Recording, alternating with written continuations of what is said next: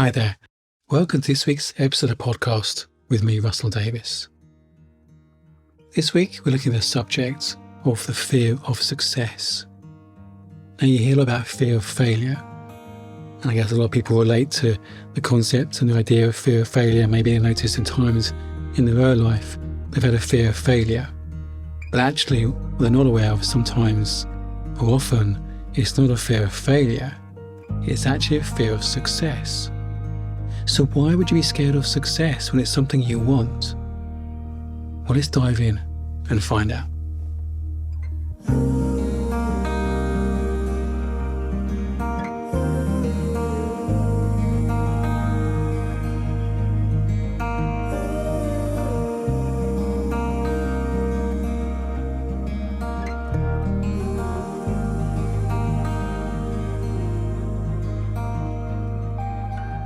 Often people think they're scared of failure. There's a fear of failure. But actually what's sometimes hidden behind that is actually a fear of success. And sometimes it's hard to imagine that we have a fear of success when we know success is what we want, whatever success is for us. That's what we're seeking often in our lives. But what if part of us is actually scared of that? There's two quotes I want to share and just unpack and see what they trigger. One is more familiar than the other. The first one, the more familiar one, is from Marianne Williamson. It's our deepest fear is not that we're inadequate. Our deepest fear is we are powerful beyond measure. It is our light, not our darkness, that most frightens us. We ask ourselves, who am I to be brilliant, gorgeous, talented, fabulous? Actually, who you're not to be. You are a child of God. Your playing small does not serve the world. There is nothing enlightened about shrinking so that other people won't feel insecure around you. We are all meant to shine as children do. We were born to make manifest the glory of God that is within us. It's not just in some of us, it's in everyone. And as we let our own light shine, we unconsciously give other people permission to do the same. As we are liberated from our own fear, our presence automatically liberates others.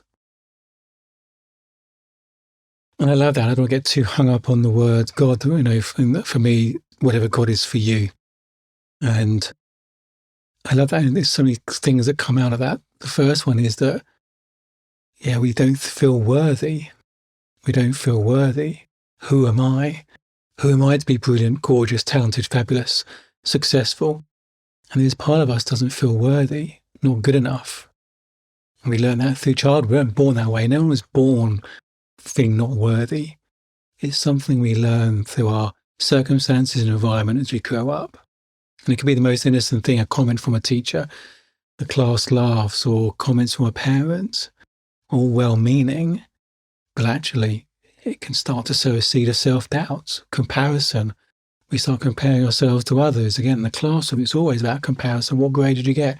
Ranking. It's about comparison, and often it can leave us feeling not good enough. And there's part of our brain thinks our survival is dependent on being an accepted member of the tribe. And if we think we're not good enough, not worthy, that part of our brain starts to panic a bit. That's the fear. The fear of not being worthy, the fear of not being accepted. The fear of not being worthy means sometimes we think, who am I to have what I want, or be successful, be more wealthy, whatever it may be. But as Marianne says, who are you not to be? Who are you not to be? We're all equal, all born equal. Every baby that comes into the world is born equal. When's the last time you looked at a baby and thought they weren't worthy of happiness or joy or success? We're all complete souls that come into the world. We're all born equal. And sometimes we actually forget that. We forget that. And it's something about also, she goes on to say about we're meant to shine. And the more we do that, we allow other people to shine.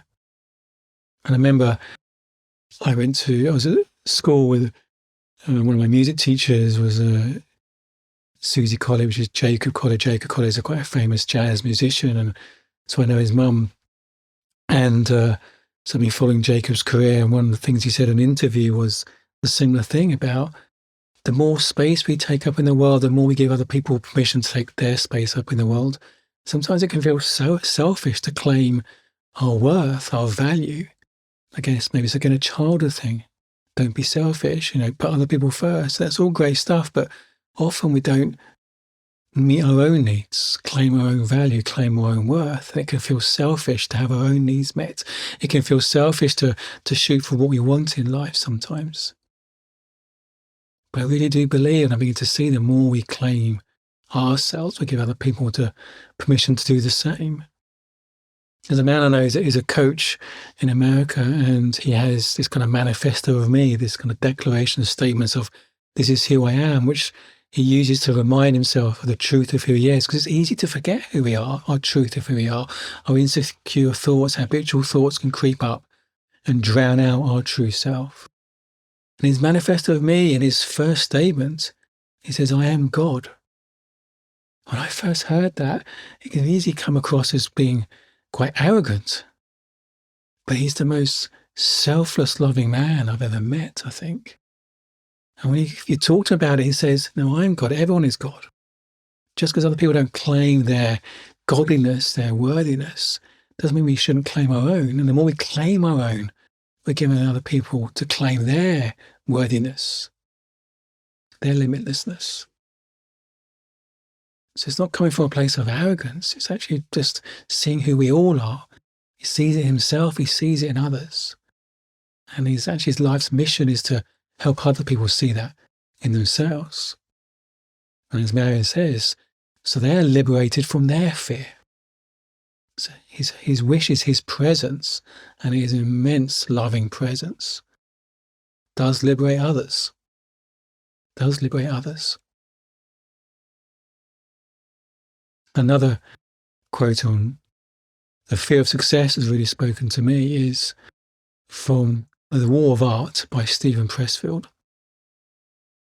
He says, we fear discovering that we are more than we think we are, more than our parents, children, teachers think we are. We fear that we actually possess the talent that our still small voice tells us. That we actually have the guts, the perseverance, the capacity. We fear that we can truly steer our ship, plant our flag, reach our promised land.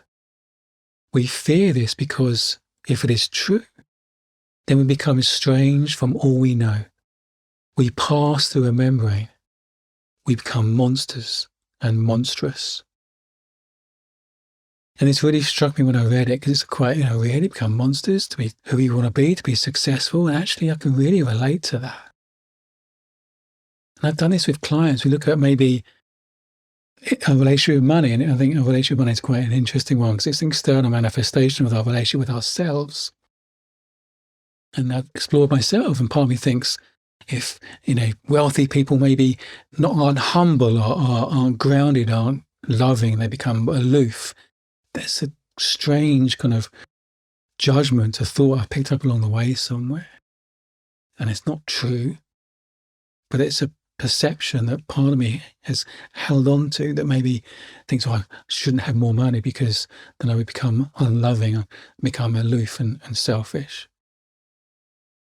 We have all these perceptions about maybe successful people that stop us being that, hold us back, so we don't want to be judged in that way. But the biggest thing for that quote is also about we become estranged from all we know. We are addicted to familiarity. We're addicted to familiarity. It's the fear of the unknown. It's the fear of stepping out of our comfort zone, fear of letting go of the stories of who we think we are. Because we like to know who are we. We like to have a sense of identity. But we don't have a fixed sense of identity. Our identity is who we think we are. It's a thought, it's an opinion, and that can change moment to moment. There is no fixed sense of identity. Our soul is formless. Our soul is formless. But the idea of that unknownness can be scary. because we want to hold on to something tangible, something known that feels familiar as a form of safety. What if actually our safety is within us, as in our intuition or inner wisdom? That's where safety comes from. That's where safety comes from. And we trust our true self. We honour our heart and our heart's desires. We step out of our comfort zone. It's in the unknownness that's a place of possibility. Our knownness is a place of possibility. That's where the magic happens. But a part of us, our ego, is addicted to familiarity. Almost our ego is addicted to fear. It keeps us playing small. Because it doesn't become strange from all we know. But outside that comfort zone, stepping beyond the edge of our comfort zone into the unknownness, that's where the magic happens. That's when we feel alive in life. And we don't become monsters. Our heart grows. We become more who we really are. And we're all love in human form. We're all love in human form. And the more we can step into that, let that love shine, radiate from us. Claim it, let it radiate. There's more love in the world. We're giving others permission to do the same. We give others permission to do the same. So notice that there's a part who maybe, fear of success. Maybe fear of being arrogant, fear of the unknown, fear of becoming someone you don't know. Honour your heart. Your heart will guide you across the edge of your comfort zone. Your wisdom keeps you safe. Your intuition keeps you safe. You have everything you need. Like babies and toddlers crawling around this world of the unknown. Everything's unknown to them. Everything's new to them. They approach that unknownness from a place of wonder. From a place of wonder. Because deep down they're more connected to their innate well-being. They just know they're okay. They don't compare themselves to others. Psychologically, they just know they're okay. Their okayness is within them. That allows them to feel comfortable with the unknown, explore the unknown from a place of wonder. And to be comfortable with, I don't know. Be comfortable with, I don't know, what do I know? That's a very freeing statement. It allows us to explore a world from an unknownness, from a place of possibility, beyond our comfort zone. And that's where the magic happens. You are powerful beyond all measure. You are powerful beyond all measure. You deserve to be brilliant, gorgeous, talented, fabulous. And your playing small does not serve the world. I'm loving you.